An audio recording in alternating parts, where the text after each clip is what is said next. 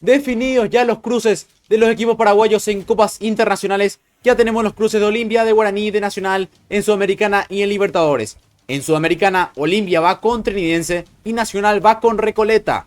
En Libertadores, en la fase 1, el conjunto del Gallo Norteño el 2 de mayo va contra Alianza Lima como ganador 3.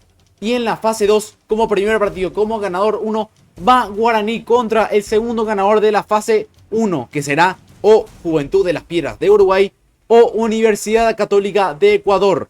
Ya se sortearon todos los bombos, los bolilleros. Ahora al mediodía ya terminó el sorteo.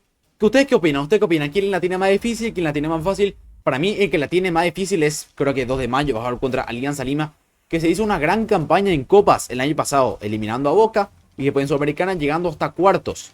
Después tenemos a Olimpia contra Trinidense, que la va a tener complicada los dos, porque Olimpia no deja de ser Olimpia y Trinidense se hizo una muy buena clausura, una muy buena apertura y para mí está para dar pelea.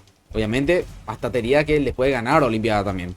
Y después Nacional contra Recoleta, Nacional que fue medio regular en la clausura, Recoleta también. Están prácticamente al mismo nivel, va a ser muy parejo. Después tenemos el partido de Guaraní, que va a ser contra el ganador de Juventud de las Piedras o Universidad Católica de Ecuador. Para mí, el que la tiene más fácil acá es Guaraní. Después vemos en fase 3, que se enfrentará a Deportivo Independiente de Medellín o Colombia o Liverpool de Uruguay. El ganador de esa llave va contra Guaraní en caso de clasificar a fase 3. Ahí un poquito sube la dificultad, aunque no es nada del otro mundo. Guaraní se hizo muy bien la clausura.